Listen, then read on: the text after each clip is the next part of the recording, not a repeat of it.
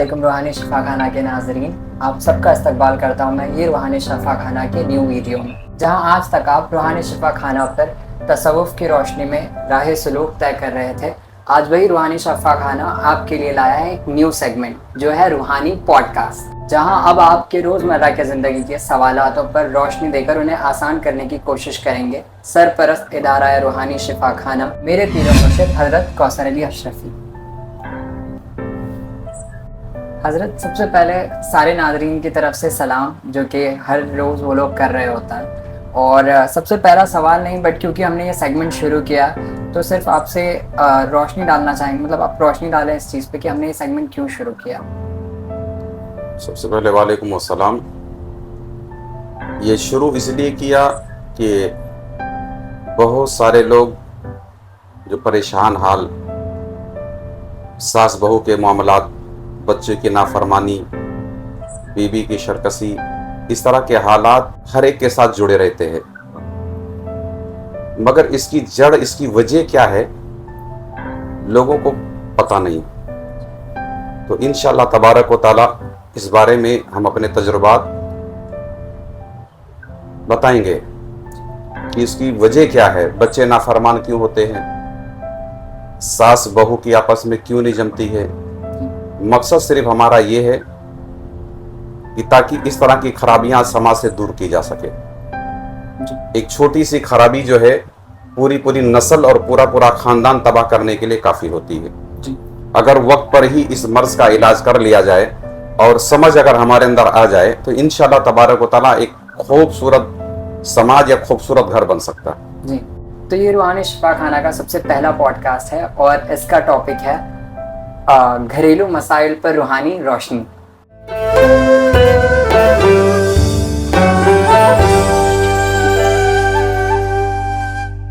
तो पीर साहब, आगे के सवाल शुरू करते हैं। तो नाज़रीन, आज का मेज़बान मैं हूँ गुलाम गौस अशरफी। मैं करूँगा हज़रत से सवाल, आपके सवाल। तो हज़रत, सबसे पहला सवाल जो है वो आया है, जो कि आज के टाइम पर सबसे आम है, कि बच्चे नाफरमान क्यों होते हैं। बच्चों के नाफरमानी की सबसे बड़ी वजह जो होती है वो माँ बाप का किरदार, माहौल जो हमारे घर का है। अगर मियाँ बीवी में आपस में तकरार होती रहे, बच्चा चूंकि हर चीज जो वो सीखता है अपने करीब गुजरने वाले हालात से। बात समझ आ रही है जी। बच्चा अपने आसपास की चीजों पर बहुत बारीकी से नजर रखता है और चूंकि उसकी सीखने की उम्र होती है। अगर घर में आप जनाब से लोग बात करते हैं तो उस घर के बच्चे देखो आप जनाब से ही बात करते हैं जी। अगर जिस घर में रेतों से बातें होती तो उस घर के बच्चे भी उसी तरह की बातें करते हैं जी। तो पता ये चला कि बच्चे सबसे ज्यादा जिनके करीब रहते हैं जी। वो किस तरीके से एक सिस्टम में जीने के कायल हैं कि नहीं कायल हैं। बच्चों के नाफरमान होने की सबसे बड़ी वजह जो होती है वो मियाँ बीवी के इख्तलाफात जी। मियाँ बीवी के इख्तलाफात। अब इसमें सबसे बड़ा जो किरदार होता है जी। मैं माफी के साथ चाहूंगा कि इसमें किसी की दिलाजारी मेरा मकसद नहीं है, मगर मेरे तजुर्बात बताना ताकि आपका घर जो है खुशहाल रहे और आपके बच्चे नाफरमान और शरपसंद ना बनने पाए। बच्चों के दर हकीकत बच्चे जो है ना वो माँ का आईना है। बच्चे को देखो, बच्चे के अंदर जो सिफत, जो फितरत है, तो आप इसका अंदाजा 90% कर सकते हो कि माँ का किरदार के बच्चे आईना होते हैं, क्योंकि अक्सर वक्त बच्चे को माँ के साथ ही गुजारना रहता है, या उसकी दादी या उसकी बुआ। घर के लोग खास तौर पे बच्चों की जिंदगी पर सबसे ज्यादा असरअंदाज जो सबसे पहले होते हैं वो होती औरतें। औरतों में खास तौर पे उसकी माँ, उसके बाद उसकी फूफियां, उसके बाद उसकी दादी। अब इन तीनों के अंदर क्या चीजें हैं, ये किस फितरत की हैं, ये किस सिफत की हैं, शौहर, आप मिसाल ले लीजिए, सुबह निकल गया कारोबार पे, तो दिन भर बच्चे किसके साथ हैं? अम्मी। अम्मी के साथ है जी। बराबर है। तो अब अम्मी का किरदार बच्चों के साथ क्या है?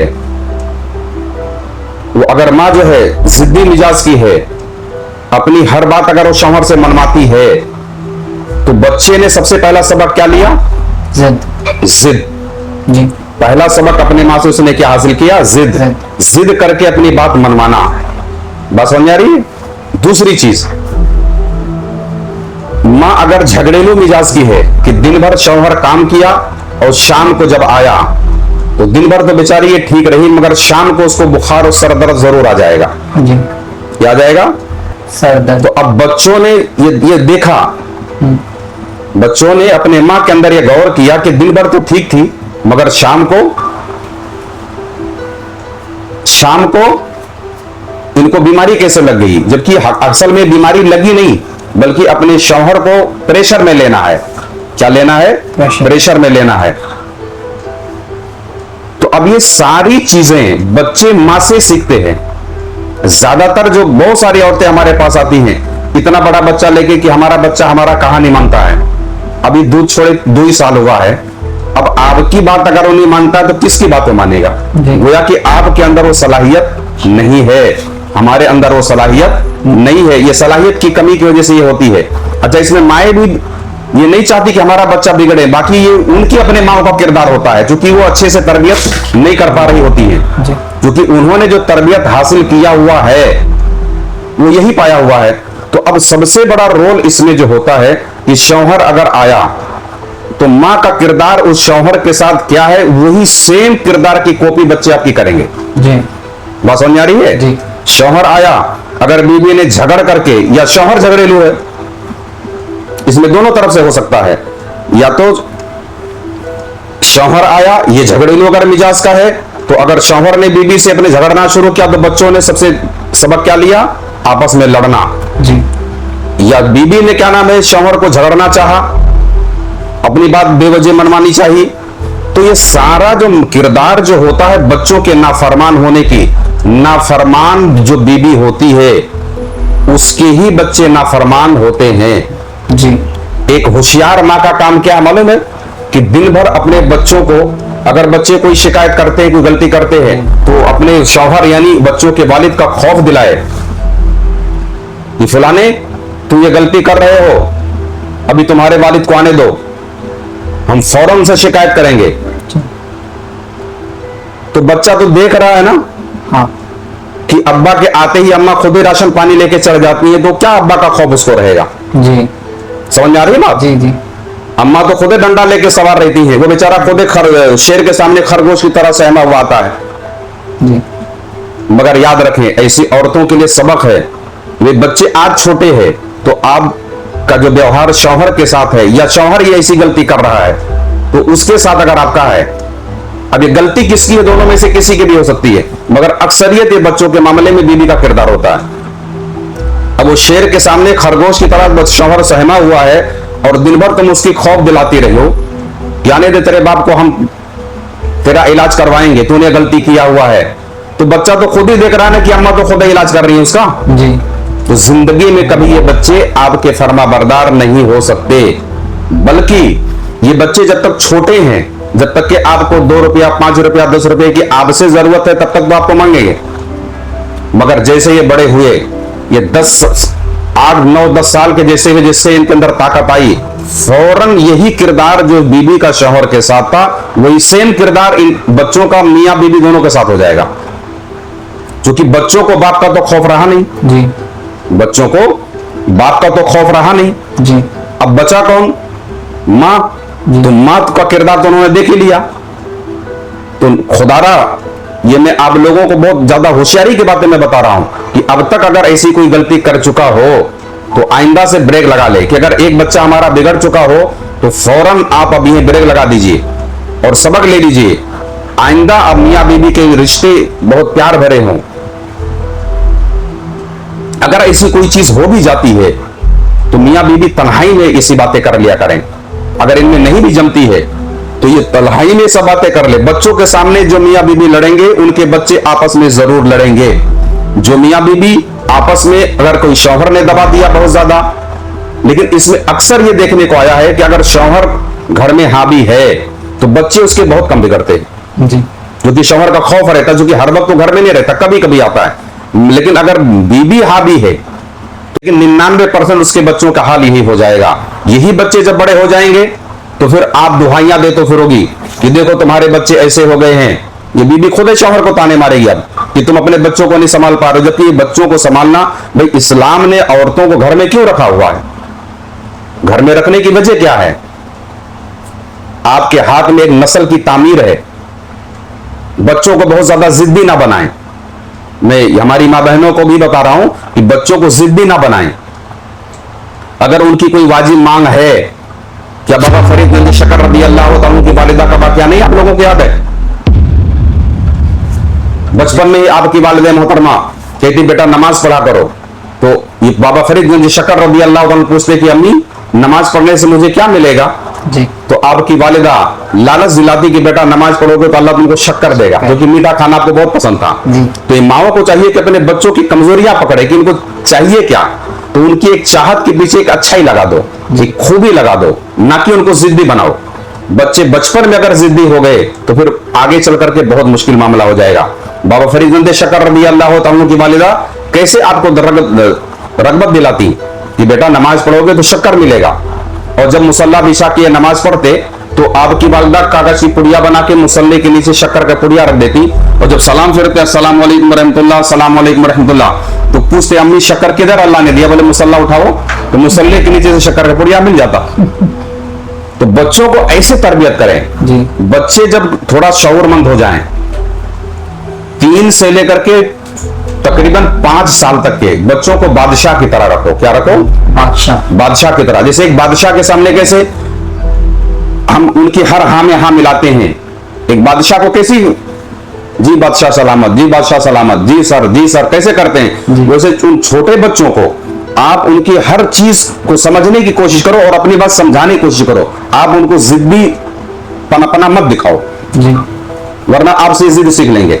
उसके बाद जब और बड़े हो गए वो उनकी हर चीज, जैसे बादशाह को वैसे प्यार से समझाया जाता है। बादशाह ने कहा कि फला मुल्क पे हमला करना है तो वजीर बोलेगा नहीं बादशाह सलामत, हमारी फौज कम है, अगर हम हमला कर दिए तो हम खुद मारे जाएंगे। अच्छा ऐसा है जी। तो 3 से लेके 5 साल तक के बच्चों की बादशाह की तरह तरबियत की जाती है। उसके बाद उनको खादिम बनाओ। क्या बनाओ? खादिम बनाओ। अगर इसके बाद बच्चों से आपने काम नहीं कराया तो कामचोर बच्चे हो जाएंगे जी। क्या हो जाएंगे? कामचोर। ये आप लोग खूब समझ रहे होगे जो मैं बताने की कोशिश कर रहा हूं। जो माँ बाप ने अपने बच्चों को 5 साल के बाद से लेकर के, या जब भी वो कुछ लाने ले जाने का, घर का कुछ काम करने के लायक अगर हो जाए, जैसे लड़कियां हैं मिसाल के तौर पर, तो माओ को चाहिए कि बच्चियों को बर्तन धोना, घर में पोछा लगाना वो सिखाएं। ये बोलते नहीं मेरी लाडली बेटी है, ये बर्तन कैसे मांजेगी, तो इंशाअल्लाह तबारक व तआला आपकी लाडली बेटी ऐसे ही रहेगी। फिर कोई लाडला शौहरी उसके लिए ढूंढना पड़ेगा आपको, या नौकरानी भेजना पड़ेगा आपको उसके पास, जो भी नहीं करेगी वो जी। बात समझ आ रही है? तो बच्चों को उसके बाद उनको खादिम बनाओ जी, हर काम उनसे करवाओ जो करने लायक, वरना वो बच्चे निकम्मे हो जाएंगे।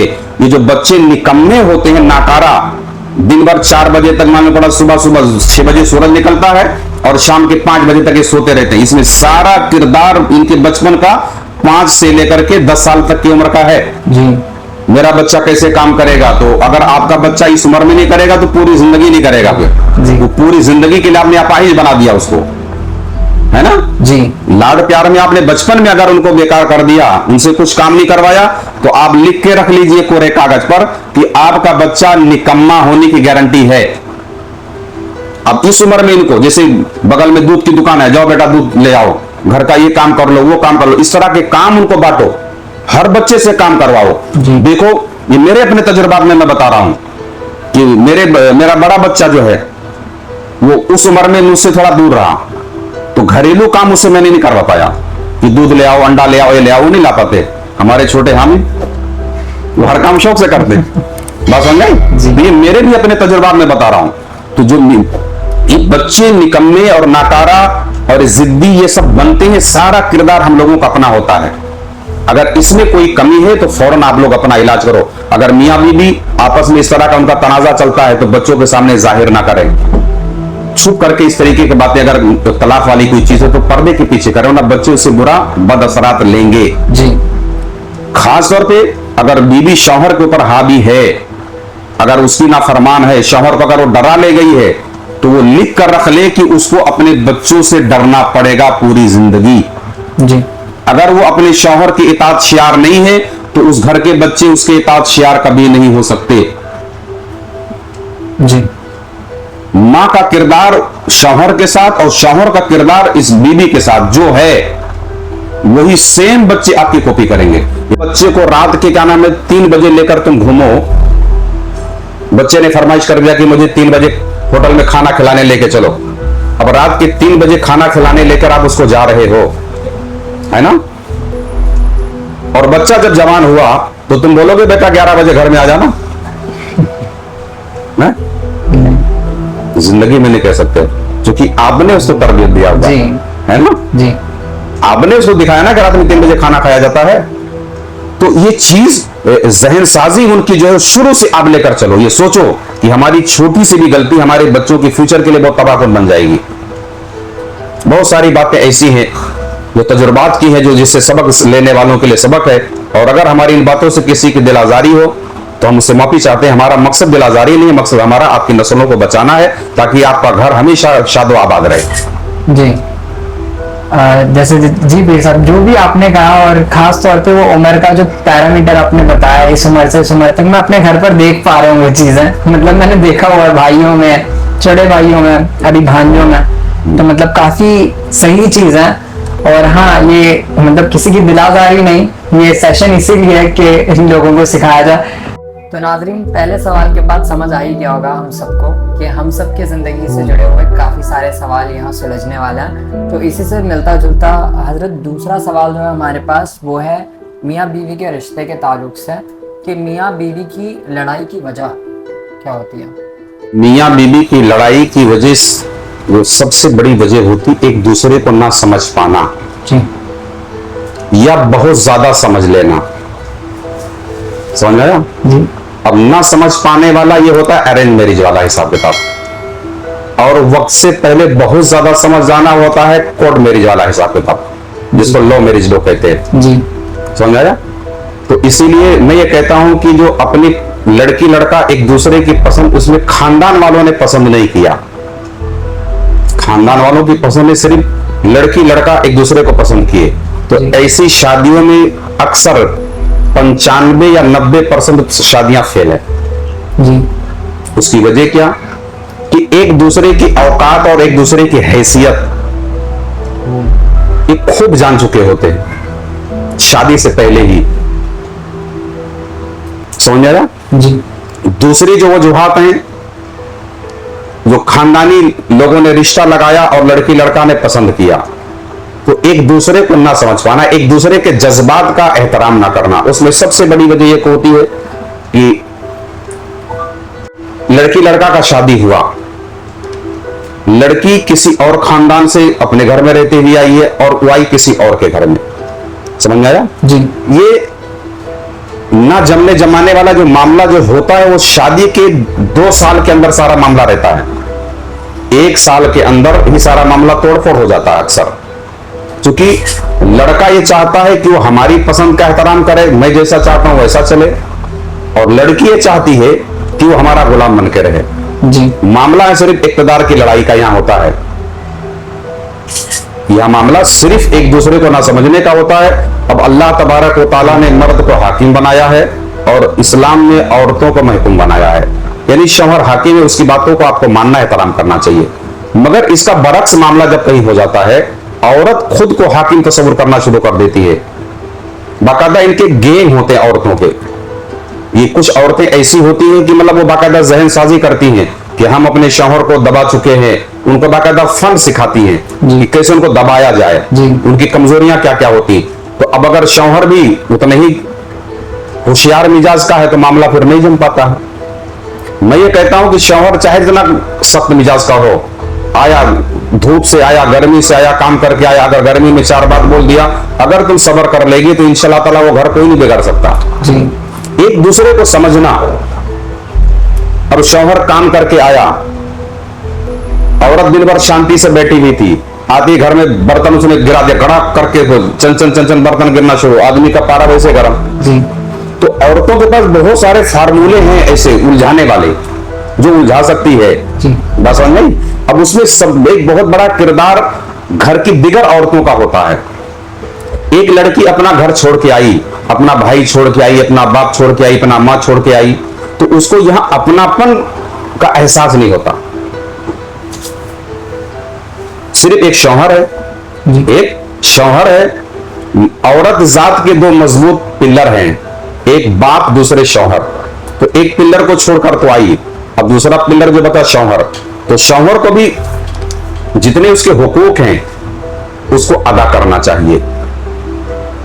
या बहुत सारी औरतें ऐसी हैं कि अपने हुकूक तो सिर्फ उनको याद रहते हैं कि भाई हम बीवी के हुकूक ये हैं, बाकी शौहर का हुकूक क्या उनको याद नहीं रहते।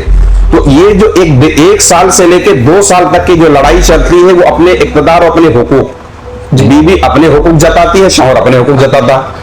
बस समझ गई जी। अगर शौहर ने एक बात कही तो उसने 2.5 बात कह दी, तो मामला यहां तनाजा हो जाता है।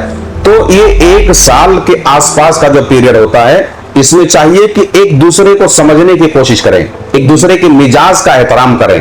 अगर कभी बीवी ने कुछ कह दिया, बाकी इंसान हो भी उससे भी खता हो सकती है, शौहर को चाहिए कि उस टाइम सब्र इख्तियार करे और बाद में उसको उसकी इस्लाह कर दे कि ये गलती से ये नुकसान हो सकता है। अगर शौहर ने कुछ कमी किया तो बीवी को चाहिए सब्र करे।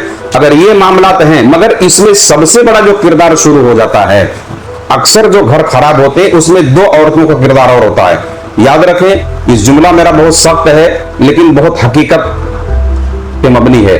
औरत जात की सबसे बड़ी दुश्मन औरत होती है। औरत जात की दुश्मन सबसे बड़ी औरत होती है।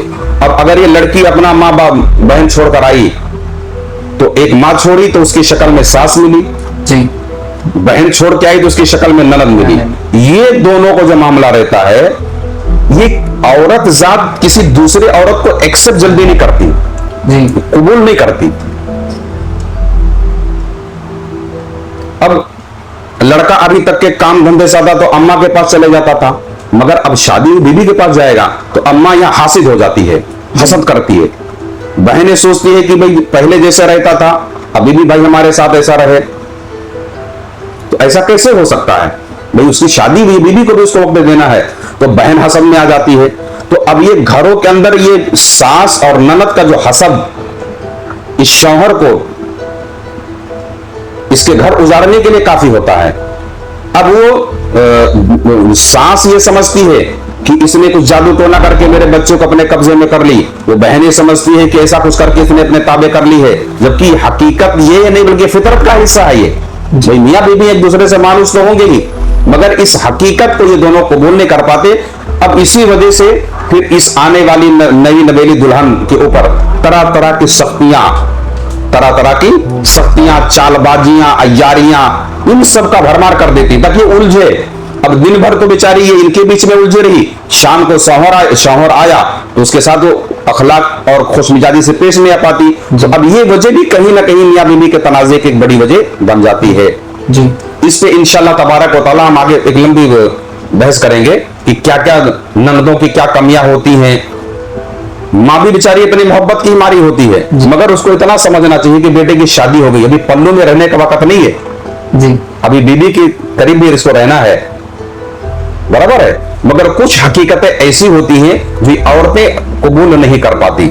याद रखें, इस मामले में जो मियां बीबी के ना जमने की सबसे बड़ी वजह ये 2 औरतों का जो किरदार होता है, एक ननद और एक सास।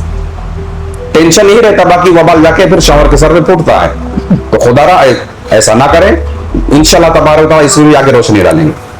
जी बिल्कुल करेक्ट कहा हजरत आपने।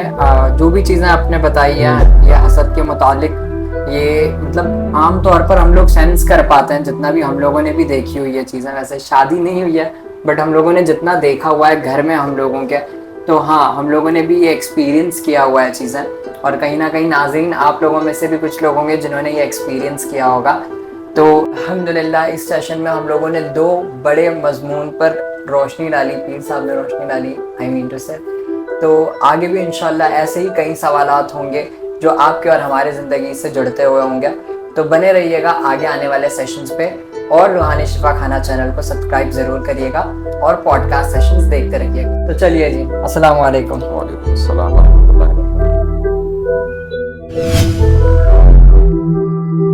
अगर आप भी कुछ रूहानी खिदमत करना चाहते हैं तो इस चैनल को सब्सक्राइब करें और इसका लिंक भी शेयर करें।